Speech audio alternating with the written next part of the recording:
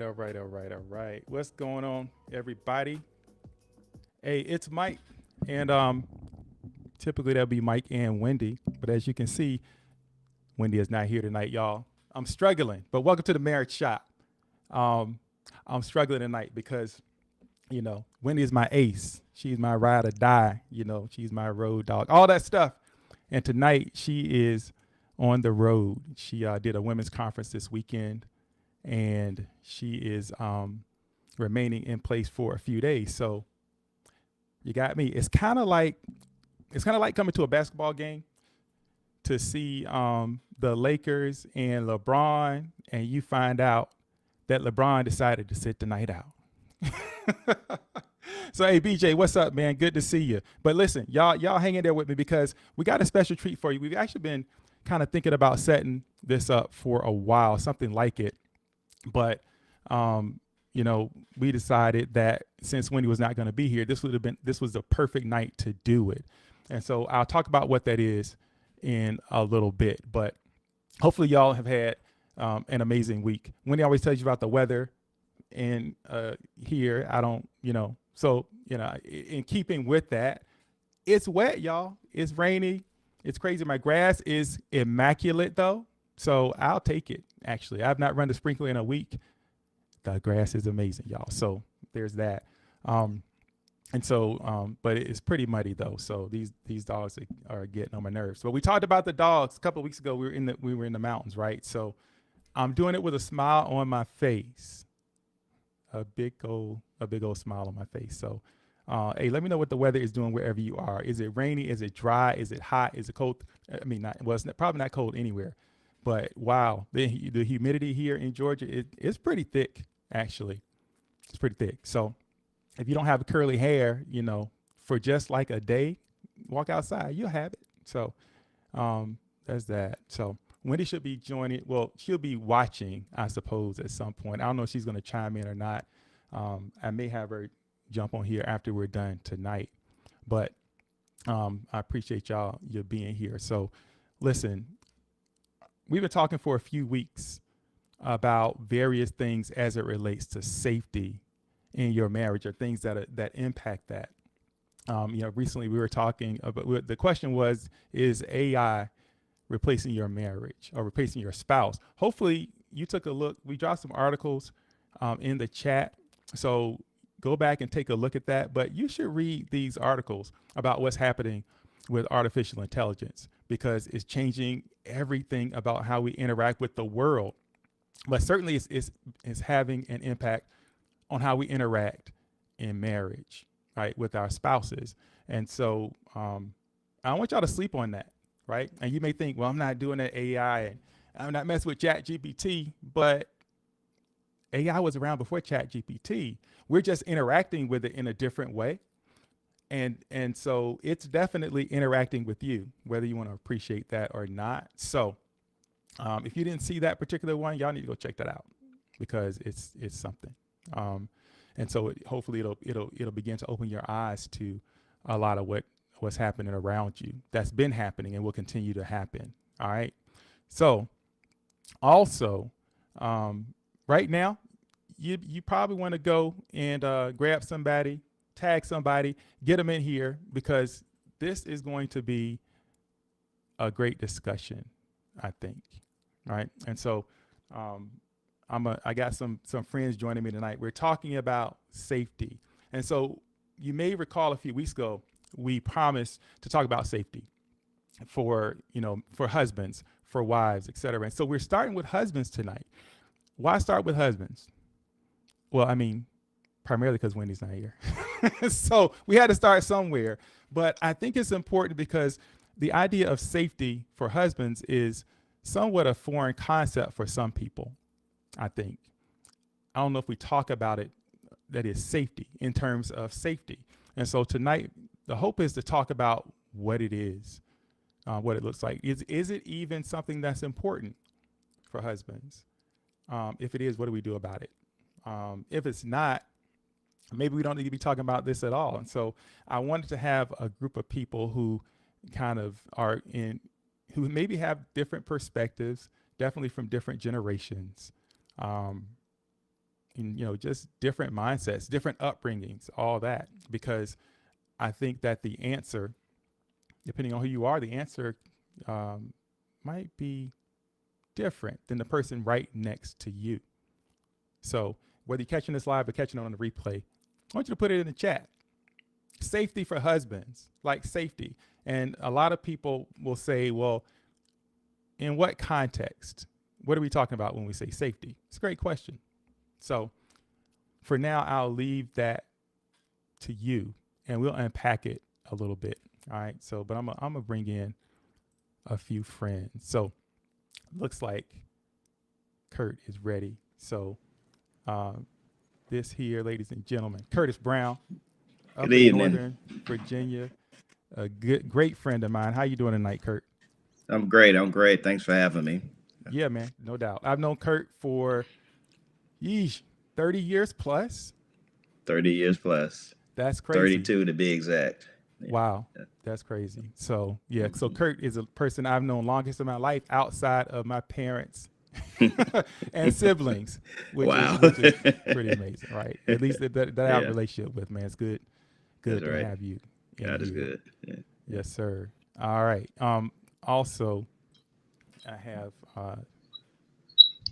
David Tyson, and David, I'm gonna need you to. Yep. So, all right. So, how can you hear me, David? I can.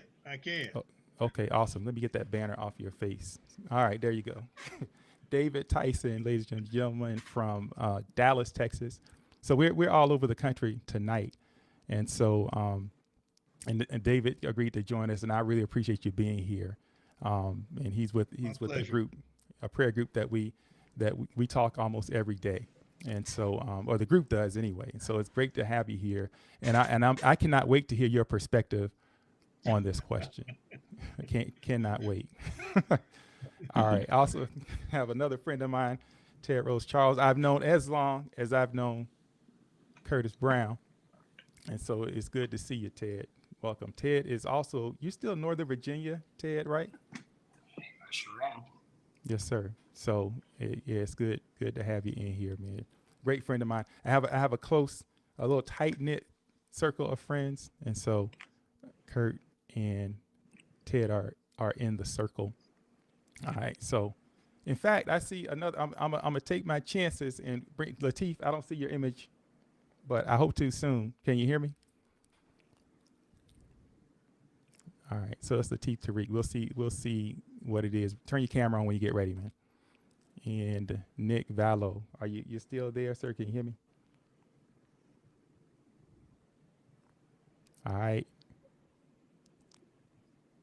Okay, Nick and Lateef, turn your camera on when you're ready, man. If y'all are ready, turn your camera on and I'll bring you in. But gentlemen, thank y'all for being here tonight, and hopefully y'all are ready for this conversation. How's everybody feeling? It's good, Monday, pretty good. Monday, start of the week. Yeah, it is. So I appreciate y'all coming in here to do this because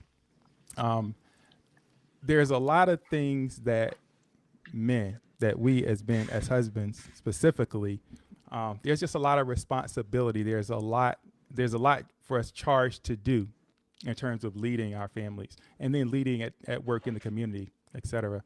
And so this idea of safety, if it comes up at all, I think it's more of a recent conversation that's come up in recent years, right? And so I kind of want to start with this idea. Well, first of all, I want to hear when you hear the word safety, what's the first thing that comes to mind? Kurt. Family, because our natural instinct is to provide safety for the family. Mm-hmm. So I think that most men that are real men do that instinctively, but they do it also selflessly. Mm-hmm. Is they're not thinking about themselves, but thinking about those that rely upon them for safety or the auspice of safety. Yeah. So I'm glad you started, and there was a reason I started with you because, and I didn't know what you were going to say, but I'm glad that was your response because I think that a lot of us, that's where we go first. the safety that we provide for our family, for the people that we're charged to take care of. But the question really tonight is about safety for like you, for us, for men, for husbands. Like, what is that as it relates to you personally?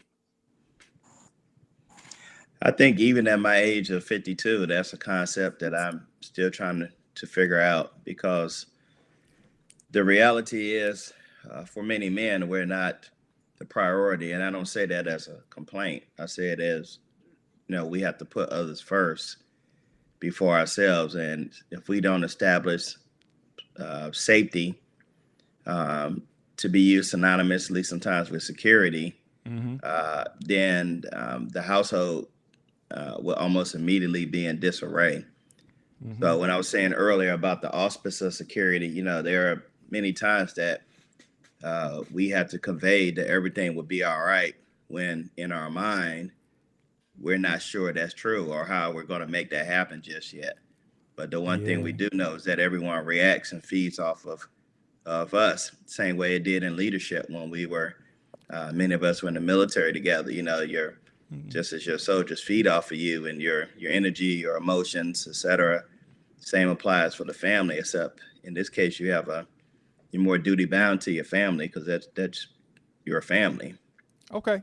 All right. David Tyson. When I say the word safety, what pops for you first? Well, I guess initially I would have responded the way the gentleman just responded, but since you've really asked the question more in terms of what is it to me, I think of that safety net that I'm looking for on a continuous basis is financial and physical. Things have to be right financially, as well as they have to be right in a physical sort of sense. So, in order for me to do what I'm supposed to do as a father, as a husband, things need to be taken care of, and that costs. Yeah. All right. So if I want my household to be safe, then the household has to be financially secure. Got it. I've transitioned over the years from a 20, 30, 40, 50, 60 to 70-year-old in terms of, the way I see some of the aspects of physical safety. Yeah. So I just want to shout out Dana Jones Stokes, Prentice Gilbert are in the house. So welcome, y'all. Welcome. And if you're out there stalking, I know you're stalking, get in here. Let me hear from you. All right. Like whoever else is out there. Because Wendy's not here to do the investigation. But check it out. Hey, Jeff Hill. All right. So, we're such men, right? So we started with physical safety. Then we kind of wrapped in financial safety. I'm going to throw out two words for you that probably will change the trajectory of your answer. And that is psychological and emotional safety. So, Ted, as I say psychological and emotional safety, how does that change your answer as to what it might be? Nah, actually, Mike, believe it or not, that's what I was going to say, because if you would ask me in my 20s, 30s, I would have said the same thing that Kurt and the other gentleman said.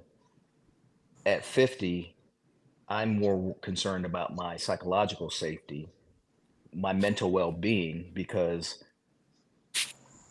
when we start talking about financial, physical, and all that, those are material things. Those are things that we can easily figure out how to deal with. Yes. But if your mind's not right, you can't deal with those things. So as I get older, I am very conscious now, more so about trying to maintain my peace and remove those things that disturb that peace. It's about creating boundaries for myself, and those things that try to eat away at the things that are going on around me. Yes, sir. Okay. All right. Lateef Tariq, where are you, by the way? Can you all hear me? I can hear you. You're freezing up All a right, little bit. so I'm in Chesapeake right now. I'm in Chesapeake, Virginia. Okay. My cameras keep going on and off, so I don't know what to do about that. But I'm in Chesapeake right now. Okay. Cool. You might want to get close to a Wi-Fi signal, but tell me what your thought is, man. What is safety? What do you think when you hear it? You know what? I think safety is a lot of things. Right now, I'm always still concerned about the safety of myself in the society that we currently live. I don't ever think at any given age that a black man in American society can ever really feel safe. Hmm. Especially when we have been the ones targeted as the threat in this society. So even where we may have some comfort and stability in our professions and jobs, housing security, financial security, there's no guarantee that the next decade you're going to have that same level of security. Hmm. So just thinking about it from a very holistic perspective, I still think about all the things that everyone had just previously said. You know, our family safety at 52 look a lot different than safety at 25. You know, at 25 Hmm. you may, go to any club, regardless of what you may have heard bad about it, right? At Hmm. 52, you're not going to put yourself in that type of danger because you know that you are also the safety net of your family. So you're not going to put yourself in any type of situation that's going to threaten your personal harm and your personal safety that you can't come back to your family. So All right. I don't think it's one thing. I Hmm. also agree with Ted. Spiritual and psychological safety is always a concern of mine, right? Hmm. That being able to control my personal space so I can practice my religion, my spirituality, and always protect my peace. So I think it's a lot of different things. It's not just one thing, but the good thing about it is that we have black men talking about what safety is to us. And if we have younger men on the call, is something that they should also begin to think about because once you start thinking about your safety, then you really start thinking about all of those who are affected by your being. Hmm. So just to focus us, um, I think we can agree, and it's easy to agree on the physical aspect of safety. So we're not going to talk about that tonight. Tonight, what we're gonna really kind of dial in on this psychological and emotional piece because I believe that, as Jeff said, like men neglect that psychological safety in marriage. If we neglect it because we don't overtly deal with it. We don't deal with it head on. We will do things to try to find it, but we don't necessarily deal with it head on. There's all kind of things that we'll do to try to establish that psychological safety. And I would get into it, but I'll let the conversation unfold a little bit because so now that we are clear on talking about that psychological emotional aspect of safety in a marriage, like what is that, and how we tend to try to establish it. Well, Ted, I'll let start. me, Go ahead, I want David. to jump, yeah, I was going to jump in on this and I want to approach it. Um, First, I want to just say the conversation that we're having right now is really a new conversation among men as a whole.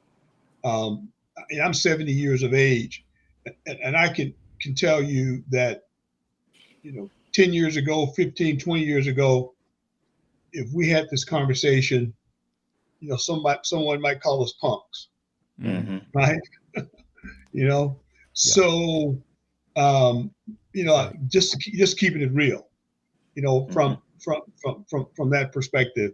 But I know I've transitioned over the years from the emotional component in my marriage, whereas sometimes it's a struggle um, to keep that balance because because of the responsibilities of a married man, the responsibilities of a married black man, and we don't want to show weakness. Yeah. All right. Right.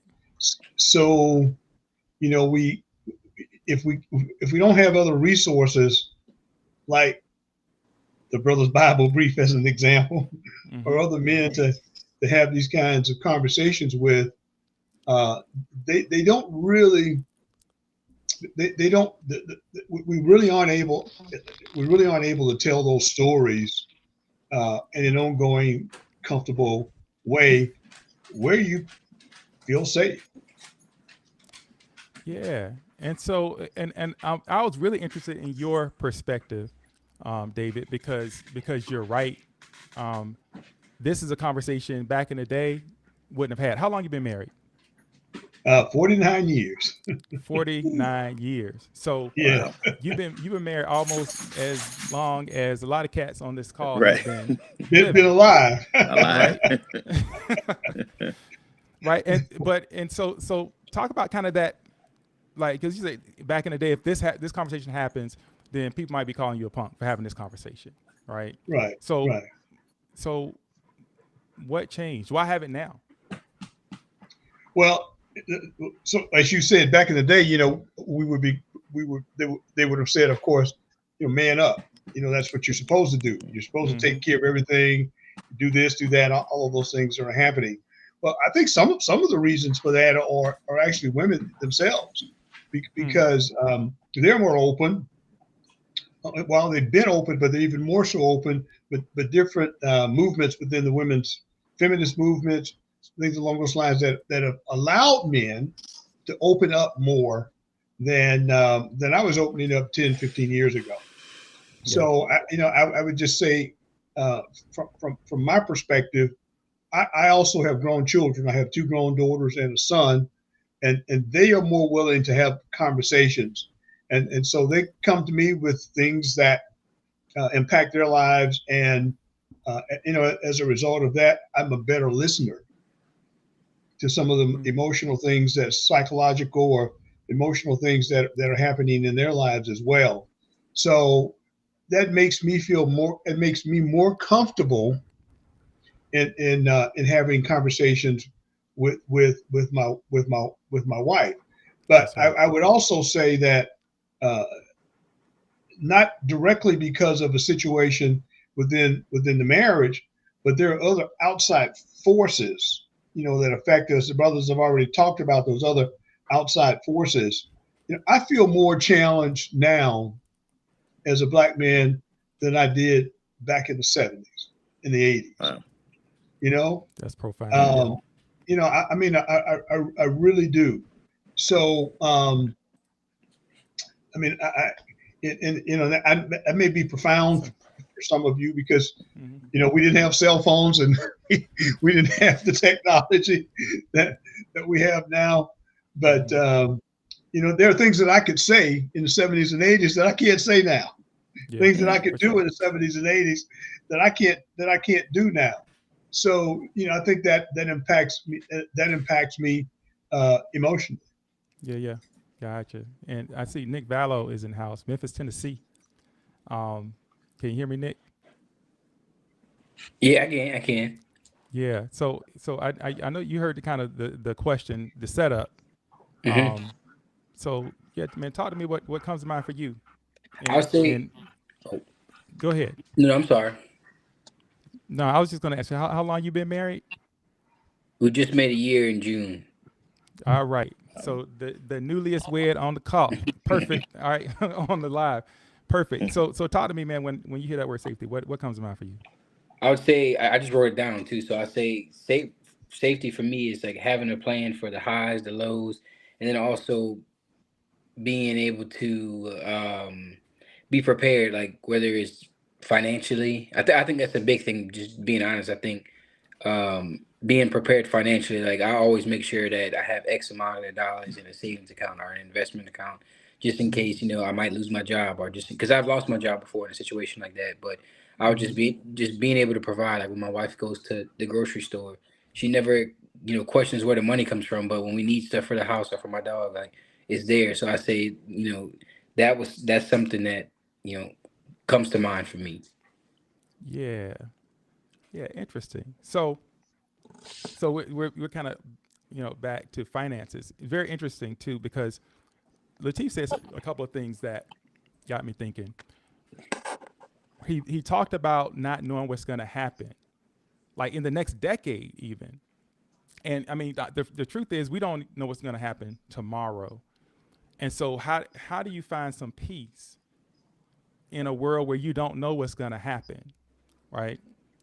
How do you find that? And because I think oftentimes what we do, we talked about finances, we talked about physical safety, and a lot of times we think once we got those things taken care of, it's a wrap. We're done. Like, job done. I've done my husband thing, and I'm good. But I think a lot of us find out that even after the finances are taken care of, even after, the physical safety is taken care of, there are some things that linger. So other than financial distress, what disrupts safety for y'all? And shout out to Lisa McNeil and Brian McNeil in Suffolk, Virginia. What's up, y'all? Welcome. All right. So what disrupts safety for you other than finances? Well, I think even when you're out of sync with your spouse, Mm-hmm. that becomes a safety issue, because at that moment there's instability in the household, and you're not moving on one accord, and so that kind of threatens every other aspect of most everything we're talking about, because it completely defeats the purpose of marriage. And shout out to the young man, because he's got quite a bit of wisdom on him to be so young. Some of the things he said are very beyond his years. So I don't know if that's just you, or you have some wise older gentleman that's pouring into you. But I think I don't know if I know any guy that can say they were taught how to be married, Mm-hmm. right? And so we were taught plenty of other nonsense. And you had the uncle at the cookout telling you, how you pull them, and you had to. I mean, you were taught how to game. I mean, we all been there, had our fun, and did that. But I don't know anybody, to include myself, that was taught uh, how to be married, like in a preparatory type of way.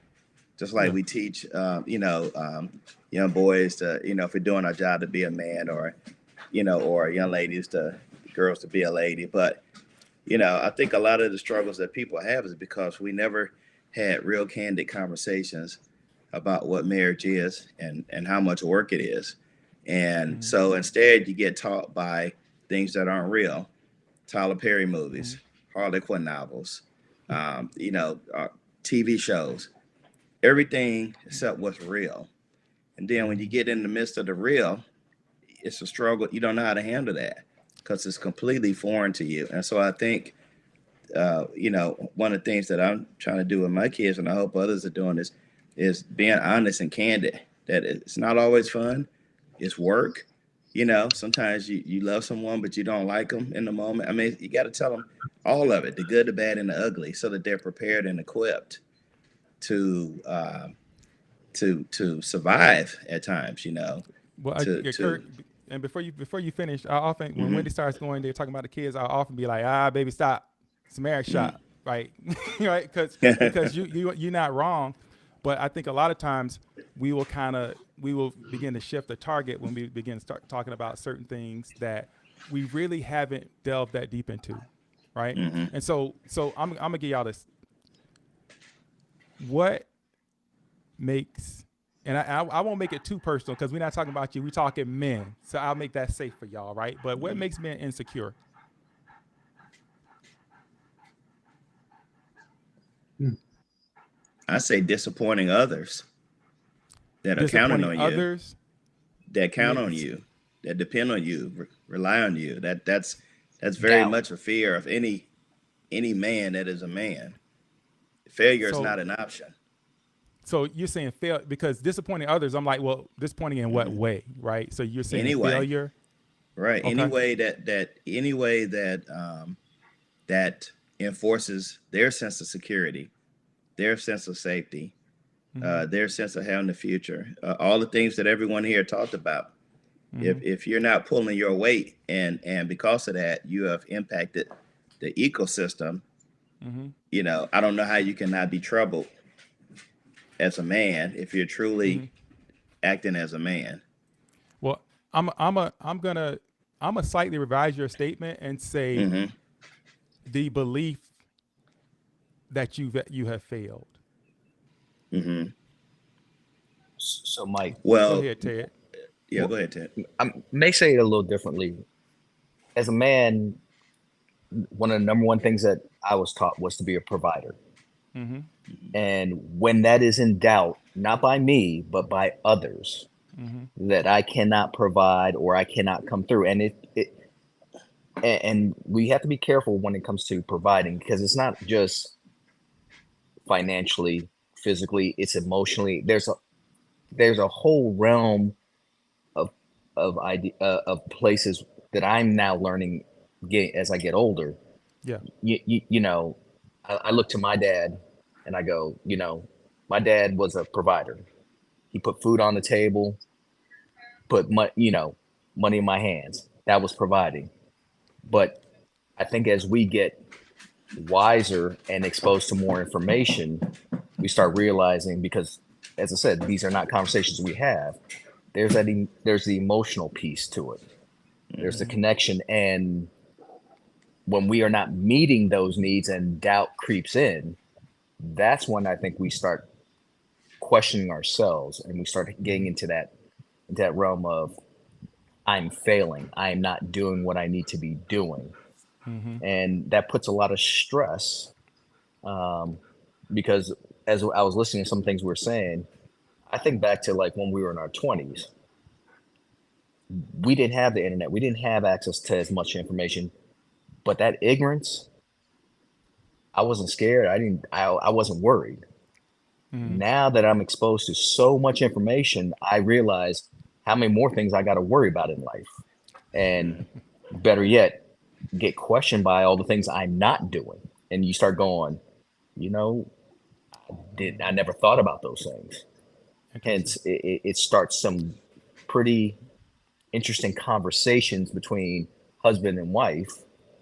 Because as Kurt was talking about reality and the made up world, a lot of people are taking information and just kind of running with it, whether it's true or not.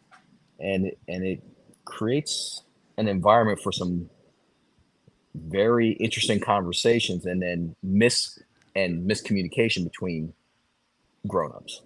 Yeah. My But- part. Thanks, Ted. Like Jeff Hill said that what makes men insecure is when and if your spouse compares something we are doing with others. Interesting perspective, and a real perspective, by the way, Jeff Hill. Yeah, that's a problem. Yeah. Hey, Nick, what you think?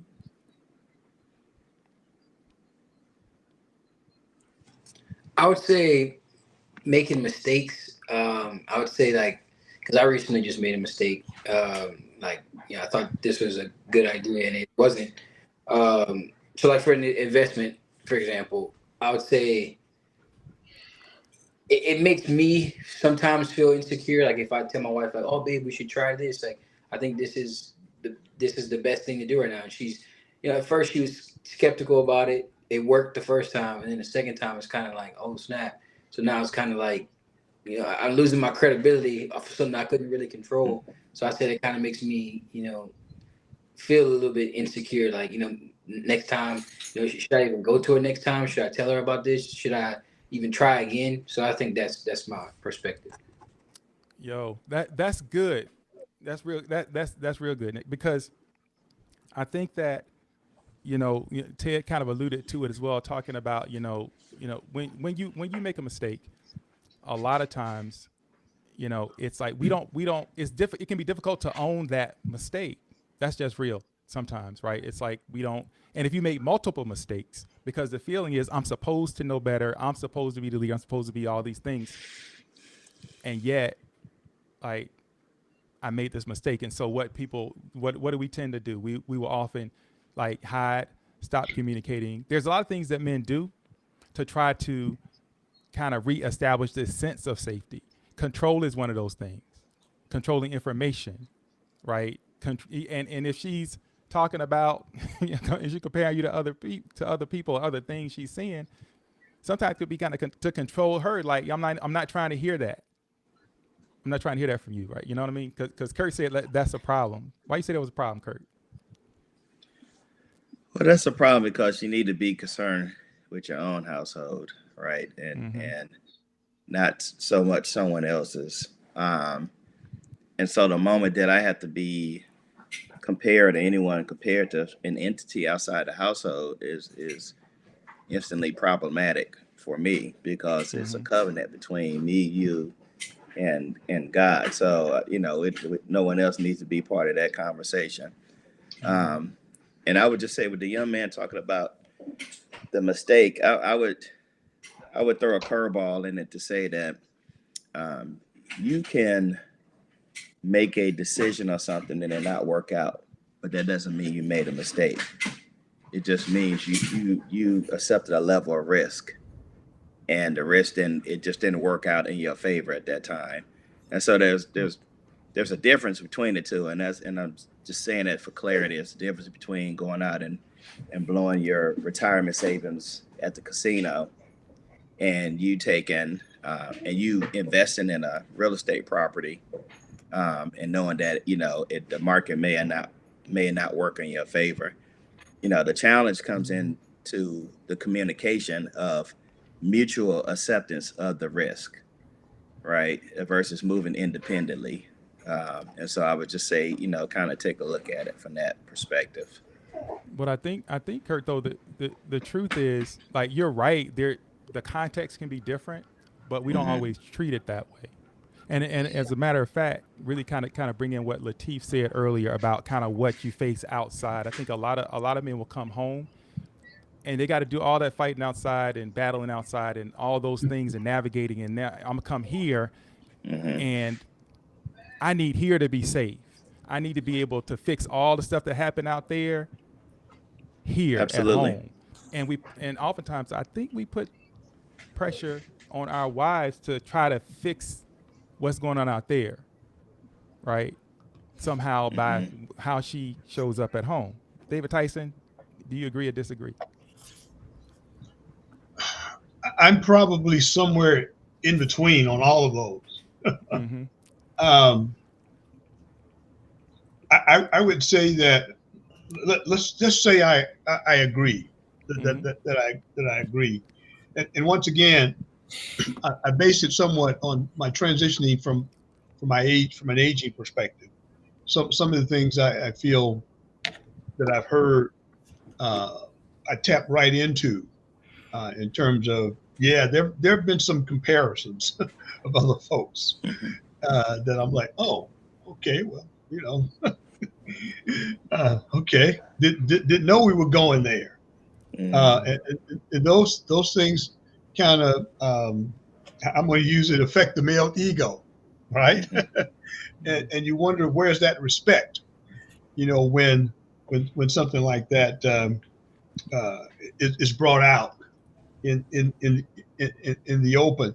But when I go out and fight the world, fight the business world, and then come home, then even though my spouse, or in most cases spouses are out working as well, we should mutually have some type of safety where we feel comfortable, where we mutually feel safe that we are now together, and we have that covenant, and we have the covenant with God, the covenant in our marriage that allows us both to feel safe, because we know when we go out in the workplace and out in the real world, it's not necessarily safe. Yeah. So, and you're right. And that's, it's ideal, but What makes it a challenge to do? Like Well, to mutually create that. yeah, I think the challenge is people are different. You know, Mm-hmm. she's your spouse, but she's still different. She's still an individual, and she brings to the marriage. She brings her individualism to the marriage. We each bring our individualism to our marriage. We bring our DNA from our families, right? and let's not forget how families can sometimes get and how families, not just children, but siblings, can sometimes get in the middle, and aunts and uncles and mother and father-in-law and all those folks can sometimes get in the middle of things that they should not be getting in the middle of. And so, based upon Mike, what you were asking in terms of what gets in the way, those are the things, those are obstacles that sometimes can get in the way of those safety, mutually safe opportunities. Yeah, I know that's a whole lot, but no, I'm glad you brought that up. And I'm gonna say something that might be unpopular with some folks. It may be unpopular with some of you, but a lot of times when we're trying to establish that emotional safety, that psychological safety, we'll actually reach back to family and friends, people who are not our spouse, right? Because we want somebody to tell us we're doing a good job. We want somebody to tell us, hey, you know what, you weren't wrong. We want somebody to kind of reassure us, to listen to what we have to say, hear our complaints, all that stuff. And so we'll reach back to those family members. Anybody want to disagree? Or those friends, right? Anybody want to disagree with that? I can't disagree with that. It's true. I think something too. I know I just want to highlight this. When this something I just thought about, it was like a light just went off in my head whenever you said that we put pressure on our wives to fix the outside issues that are going on. I think that's something that sometimes I do, and I think I didn't really. I'm not saying I didn't notice that, but the light bulb just went off. That's something that I can definitely work on. I appreciate you for mentioning that and just putting that thought into my mind, because my wife, like, if something goes wrong at work or something goes wrong outside, I can't bring that back home and, get mad at my wife because she doesn't know, she can't read my mind. So Yes. she doesn't know what I'm going through. Yeah. Yes, sir. Yeah, exactly, Nick. Yeah. Thanks for that. Because I've actually heard, I've been a man for pretty much the whole time, right? So I've heard men, come home and say effectively that, like, I'm doing all this out there, basically, and here I need you to do X, Y, and Z for me to feel right, for me to be right, etc. I don't know that that's fair, and in fact, I think that might be a little bit out of order, a little bit. All right, and Wendy Perry is here, y'all. I mean, she's in the chat. Hey, Wendy Perry. What's going on, baby girl? Love you. Anyway, back to the talk. So if emotional, psychological safety for a man is important, what do you think maybe the number one or two things are that you must have in order to establish that? And I see Lateef, you back, so you can jump on anytime you want.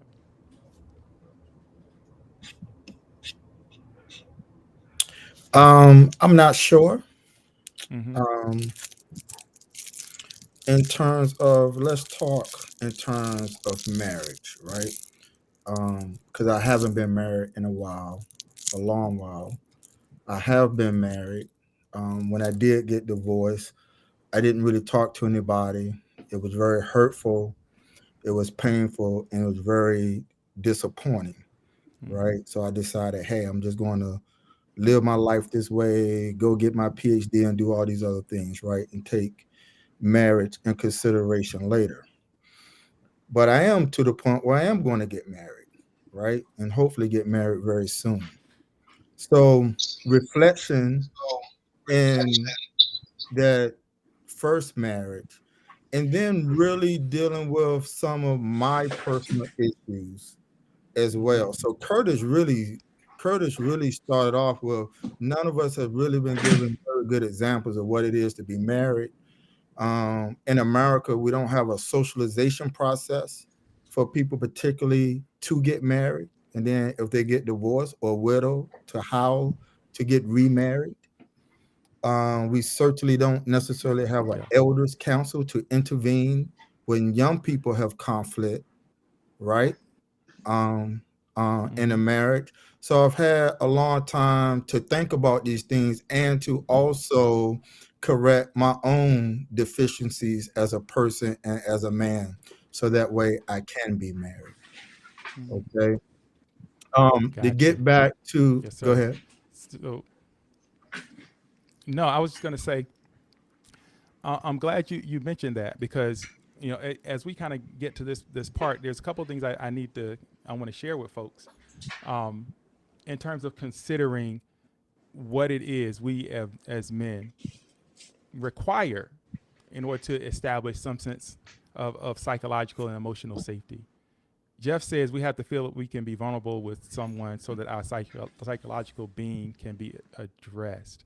And so, because you said, like, the last time you didn't talk to anyone, right? And so that right there is what we will often tend to do. We don't want to talk to anybody. Like, we just ride it out solo. It becomes very isolating. And so that's the first thing I want to share with y'all, because as y'all know, it's the Marriage Shop, right? And really, it's about kind of going at this thing of marriage from it says, like, what can the Bible tell us about how to approach marriage? The first thing I want to bring everybody's attention back to Ephesians 5:25. That's the part that says, husbands, love your wife just as Christ loved the church and gave himself up for her to make her holy, cleansing her by the washing with water through the word, and to present her to himself as a radiant church without stain or wrinkle or any other blemish, but holy and blameless. In the same way, husbands ought to love their wives as their own bodies. He who loves his wife loves himself. After all, no one ever hated their own body, but they feed and care for their body just as Christ does the church, for we are members of his body. So this idea of loving your wife as Christ loved the church, understanding what Christ did, like, for his church, for his bride, right? So he died for her, like, with all her blemishes and all her flaws and all of her issues, right? All of our issues, like, he died for us and sacrificed himself. And so what we're being asked to do as husbands is not die a physical death. As y'all often hear me say on here, it's about this something else. It's about dying to yourself, your desires, what you want to say, what you want to do, like, in the interest of this person who you are in covenant with. And so for a lot of people, what that then means is, man, I gotta do it all by myself. I have to be the man. I gotta be strong. I want to bring y'all to Proverbs 17. Chapter 17 and verse 17. Proverbs 17, which should be easy to remember. That particular word says that a friend loves at all times, and a brother is born for adversity. And I can tell you right now that there's some cats on this screen who have been there for me at times of adversity. And in fact, I would say that a lot of us, the close friends I have, we learned how to lean on each other back in the day, because that wasn't the default. The default was isolation, lie about it, hide it, put a mask on. But we somehow began to understand how that ability to be vulnerable and transparent and to maybe take a risk and talk about what's really going on.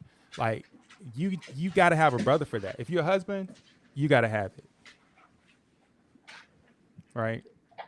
So that's important. Proverbs 17. If you need more confirmation about the need for somebody else in your life, I'll take you to Ecclesiastes. This is chapter 4, 9 through 12. All right, and it says, I just dropped the reference here. Two are better than one because they have a good return for their labor. If either of them falls down, one can help the other up. But pity the one who falls and has no one to help them up. Also, if two lie down together, they will keep warm. But how can one keep warm alone? Though one may be overpowered, two can defend themselves. A cord of 3 strands is not quickly broken. That third cord is sort of as that relationship with God, right? The expectation that we often have is like we're supposed to just do it, whatever it is. But I think the word begins to kind of unveil that it's not about us doing it. It's about having somebody else in our lives, and how much reliance are we willing to have? How much faith do we have in God and His ability, His plan for us, and His ability to get us through these situations that we face? Thoughts on that?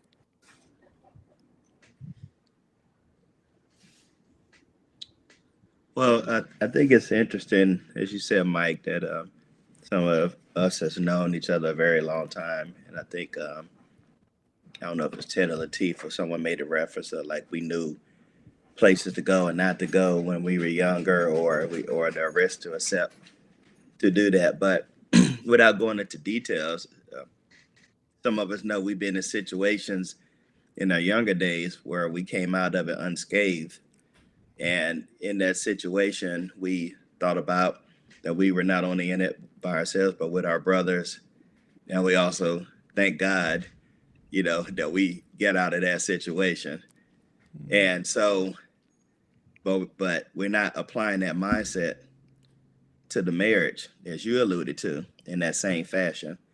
And so I think as we learn more as brothers how to do that, and how to get out of some of those situations, I think that kind of taught us, sometimes even unknowingly, that we were relying upon each other, but we were also relying upon God to keep us safe when we were doing unsafe things or making unsafe decisions.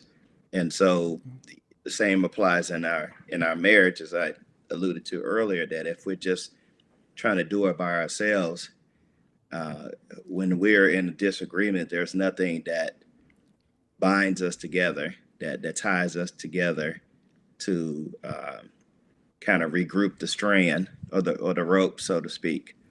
And so that third strand is critical, regardless of different religious beliefs. Those may believe in Allah, Yahweh, different, but the commonality is the same.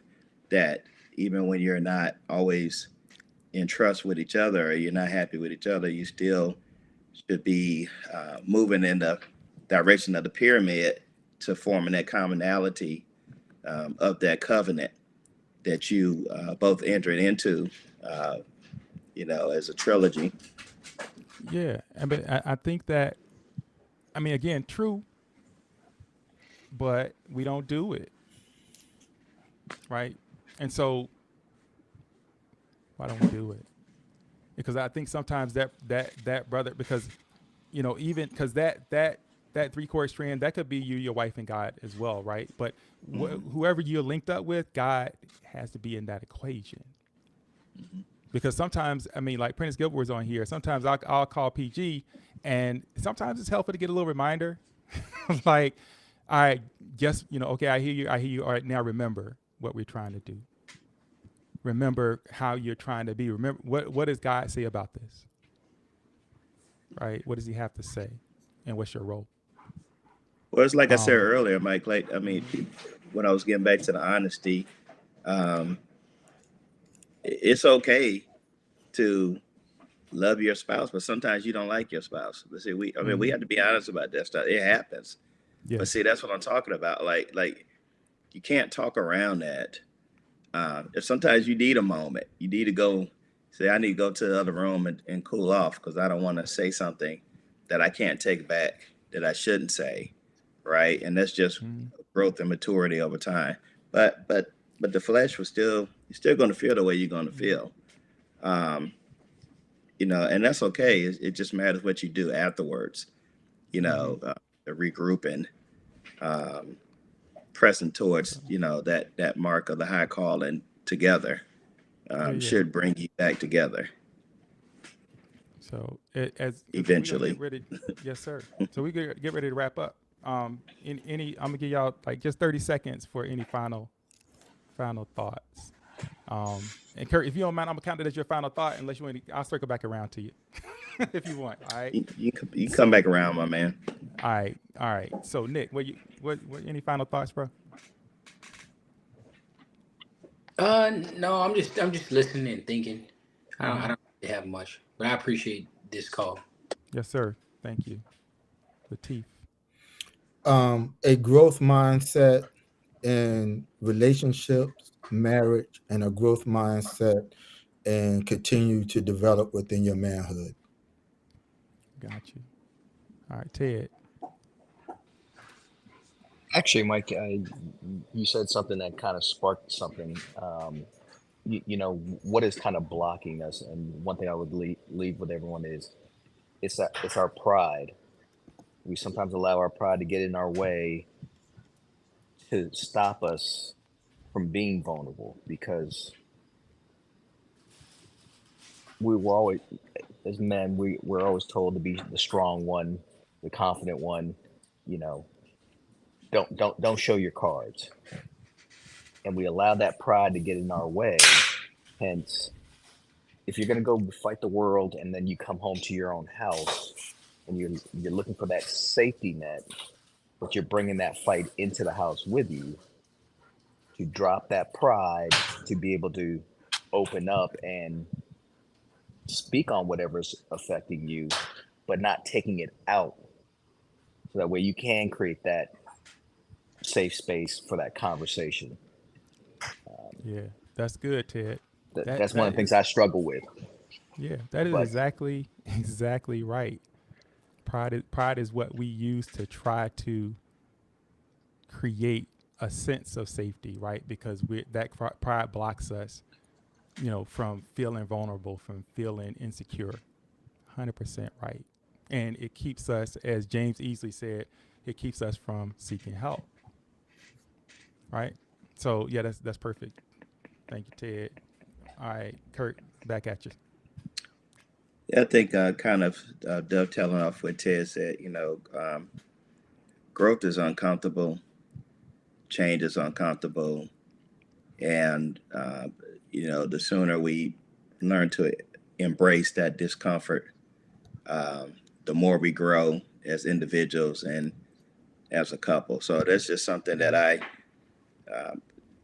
have had to learn to over time, and even some conversations you and I have had when you're not trying to psychoanalyze me and talking to me as my brother. It's that we have to learn to be okay with discomfort, Yes, with sir. hopes of a brighter future after we get past those those points of growth and challenges and things we have to endure in order to obtain higher to reach higher places together, Yeah. And individually and collectively. yeah, and I think that like having safety is about being able to do things that feel risky and believing you're gonna be okay, right? And so that's why I think that relationships that we have is so important. And I'm a give the OG the last word on this. David Tyson. Oh, thank you, doctor. Spoken just like a doctor, right? Since I am the OG and I'm full of wisdom, but the reality of this is, I'm at a place. My wife and I, we're at a place where the old expression, love and happiness is really important. Love and happiness is really important as we go through these retirement years. We are we're convicted that certainly that we will be together. Even though there are moments in time where not only do I want to go in the other room, I want to go out of the house. Mm, You know, that's so real. Yes, sir. and the reality of that is, no matter how long you're in marriage, those kind of things probably still exist, because once again, even though you married the woman of your dreams or the woman of your thought processes, you know, some years ago, that person is still an individual. And Yes. she comes to this marriage as an individual. When you're united, everything that you want and everything that she wants, is not going to manifest itself. And so when we look at that safety piece, and back to your component about, you know, from a psychological perspective, we have to be willing to be vulnerable, and we need to be able to get help when we Yes, sir. feel that we need to do so without being persecuted. Yeah, Mhm. that's good. So next week we're going to talk about how to create safety in your marriage for your wife. Like, what does that look like?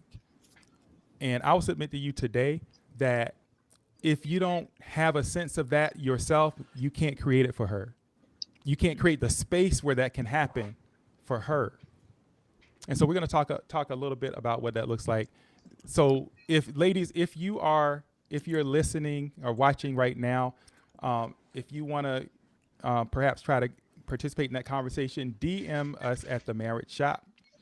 If you have Wendy's contact information, send her a DM on Facebook, I think. Send her a DM on Facebook, or DM us in the Marriage Shop if you want to be involved in that conversation, because I think it's important for us as husbands to hear that. So I invite you all to come back next week. And so I'm just kind of checking out the chat. Jeff says staying afloat and taking things out is so important these days, or talking things out, because Satan is really busy trying to destroy marriage and us. Let's fight these battles together. Yeah, Jeff.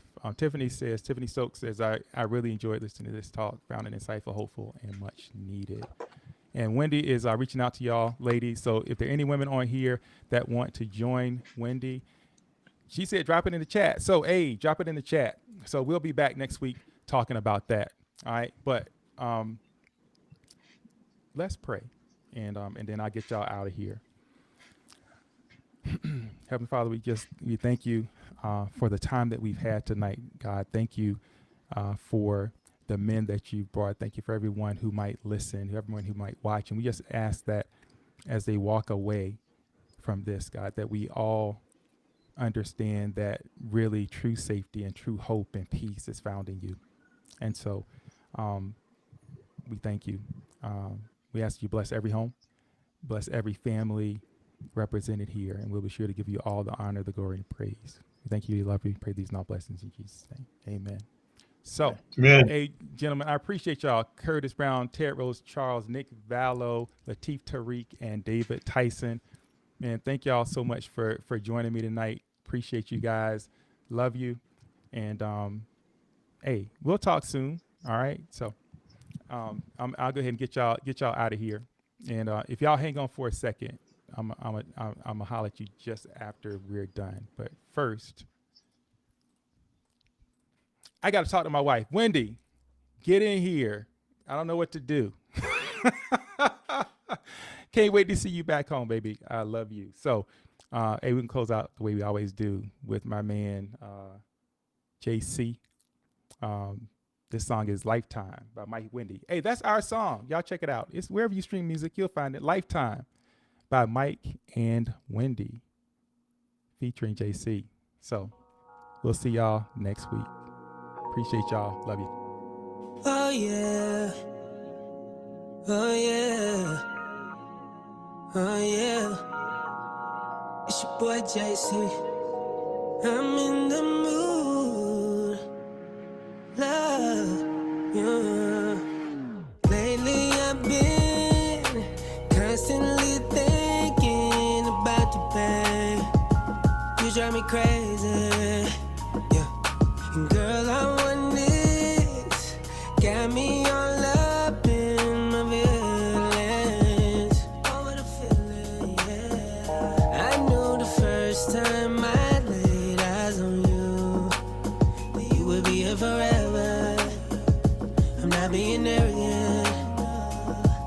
still can't take my eyes off you. 'Cause you made me better, so much better.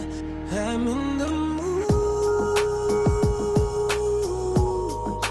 to love you for a lifetime. I'm in the mood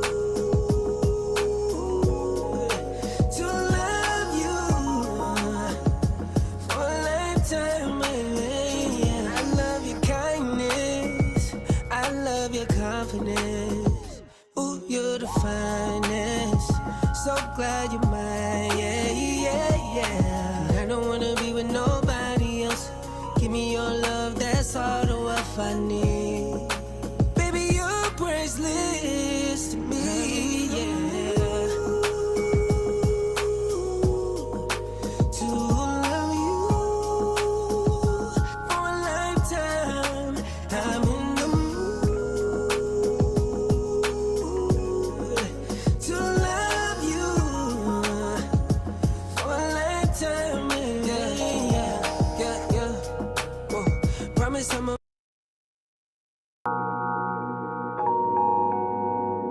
oh yeah, oh yeah, oh yeah. It's your boy JC. I'm in the mood, love, yeah. Lately I've been constantly thinking about you, babe. You drive me crazy, yeah. And girl, I want this, got me all up in my feelings. Over the feeling, yeah. I knew the first time I